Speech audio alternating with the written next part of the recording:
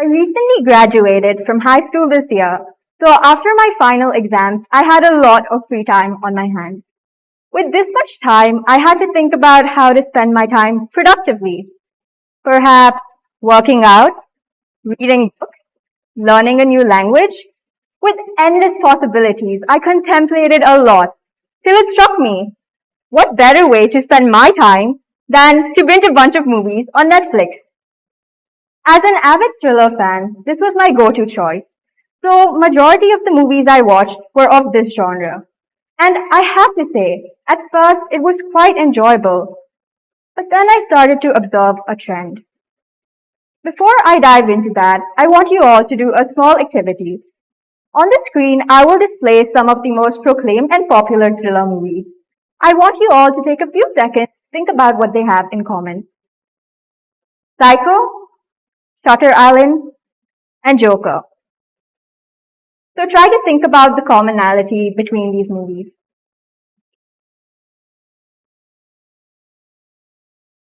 Alright, so for those of you who haven't watched these films, sorry guys, but spoiler alert. The storyline of all these movies revolves around the protagonist dealing with some form of mental illness. Whether it is Teddy's delusions in Shutter Island or Norman Bates' dissociative identity disorder, commonly known as split personality disorder in Psycho. These characters have been represented as violent, dangerous, and unpredictable. And it is very common that we see the media perpetuate these stereotypes.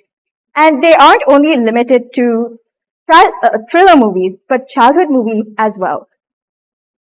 As children, we are exposed to multiple representations of people with disabilities, which, if done poorly, can contribute to their marginalization. For instance, one of the most well-known characters, Captain Hook from Peter Pan, is actually a person with a disability, specifically an amputee. Throughout the whole film, however, he is represented as the revenge-seeking villain who pesters the children of Neverland. Or take, for instance, Scar from The Lion King, named after his physical deformity. He is yet another revenge-seeking villain who goes to the extent of murdering his brother. So, on what basis have these stereotypes been formed, and are they even true? A paper by Dr. Heather Stewart titled Violence and Mental Illness: An Overview found information that refuted these misconceptions. The study found that mental illness is not a sufficient reason or basis for one to display violent tendencies. Instead, it found that people with mental disorders are more likely to be victimized by others rather than be perpetrators of crimes themselves. So, what has happened and what have these movies done? A 120-minute film of entertainment has unintentionally promoted a fictional stereotype of people with disabilities and has also popularized the everyday use of words such as psycho or crazy.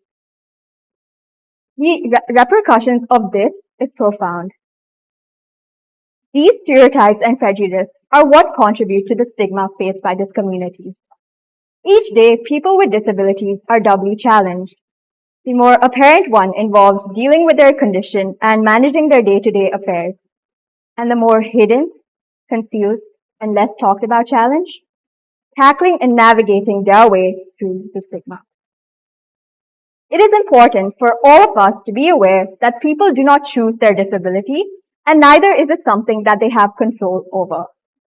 Disability, just like any other medical condition, such as cancer or diabetes, is caused due to chemical reactions in the body. So, this led me to a few questions. What is the stigma and why does it exist? And to answer these questions, I did something that anyone in my place would do, a Google search. And as you can see, majority of the suggestions target some form of psychiatric disability. And this goes on to reflect the widespread stigma surrounding this community. So let us try to break down the stigma and understand its different forms. Stigma can be of two types, social stigma and self-stigma. Social or public stigma involves the negative or discriminatory attributes that others have surrounding disability. This can be displayed by employers, colleagues, neighbors, landlords, or even strangers, which can have serious implications. This can be in the form of being excluded from employment opportunities, educational opportunities, or other health and public services, and this can lead to feelings of social isolation. Self-stigma occurs when people internalize these public attitudes and suffer numerous negative consequences as a result. Endorsing or internalizing these negative stereotypes, such as thinking of oneself as undeserving, worthless, or even incompetent, can lead to a lower self-esteem. And this can prevent them from taking advantage of opportunities that are widely available to others. These include opportunities that promote employment, independent living, and it can even discourage help-seeking behaviors. So we see one thing. The one commonality between both of these types of stigma is that people with disabilities are prevented opportunities that are widely available to others. And this is what can cause them to socially distance from society.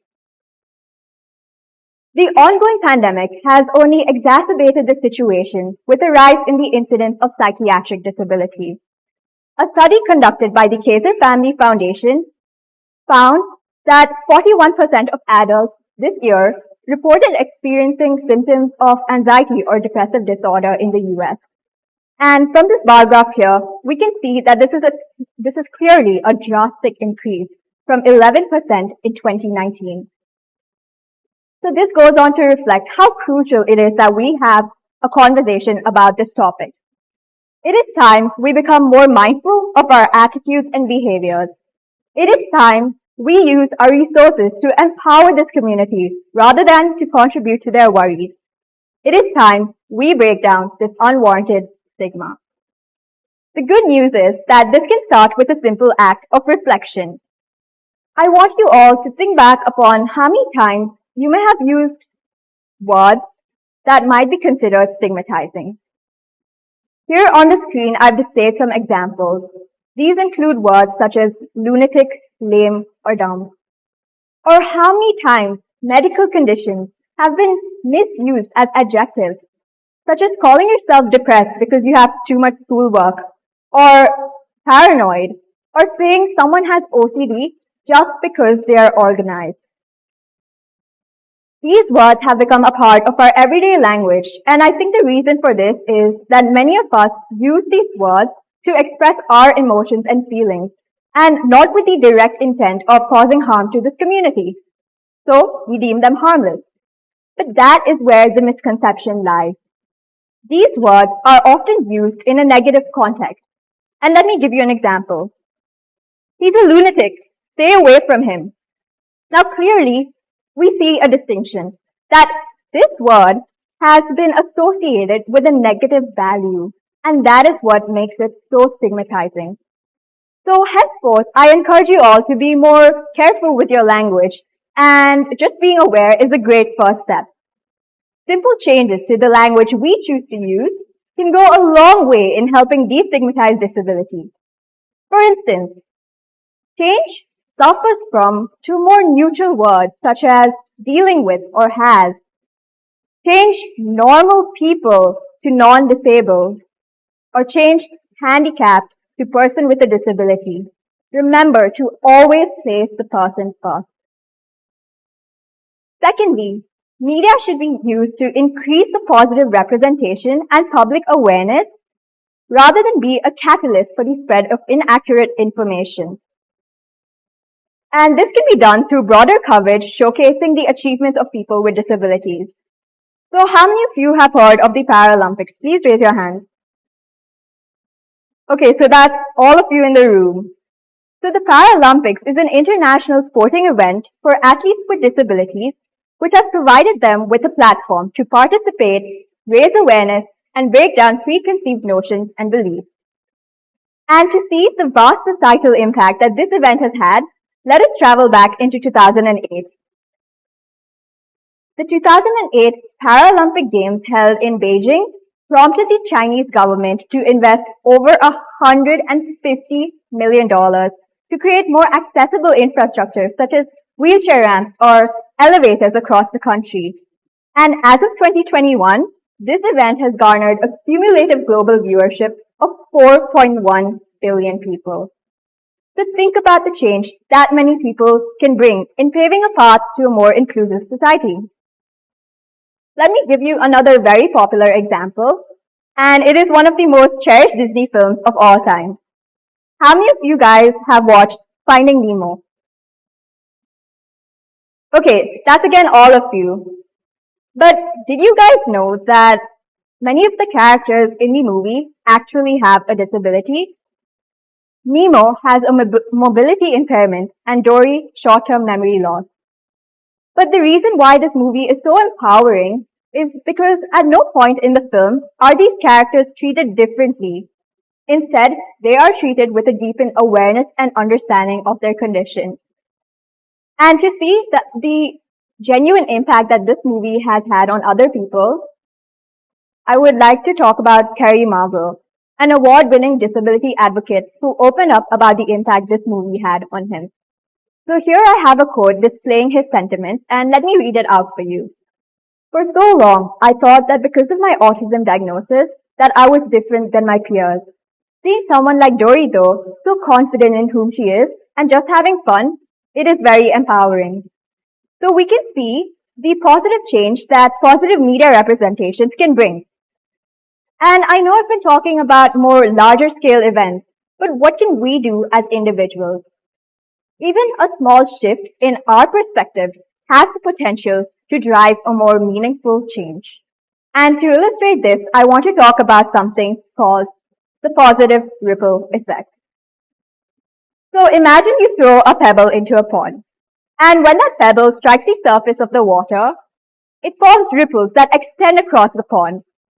Similarly, educating ourselves about this issue, learning up more about mental health, or just becoming more aware of the effect our actions have on others has the potential to initiate this ripple. Now, today you are all here attending this event. Maybe later this afternoon or tomorrow, some of you might share some aspects of the speech with your family, friends, peers, or teachers, and this will further the ripple. As more people hear about this issue and discuss about these challenges, more people might become comfortable in sharing their own personal experiences. And this can further the ripple to the extent where organizations get involved and advocate for more accessibility and inclusivity. Now, perhaps to many of you, this model seems very idealistic. However, I want to share a recent experience of mine which made me truly appreciate the genuine power we have as individuals to drive meaningful change when we are willing to do so. So, while I was preparing for this speech, I had a conversation with someone very close to me, and this was about why we should refrain from using stigmatizing words and just use more inclusive language. And at that point of time, I didn't think too much about this conversation. But recently, that person came back to me and shared their experience. They told me that they heard someone, let us call them person A, using a word that might be considered stigmatizing. And upon hearing so, they did something that truly shocked me. They relayed the information that I had shared with them about the importance of inclusive language with that person. And that is exactly what the ripple effect is.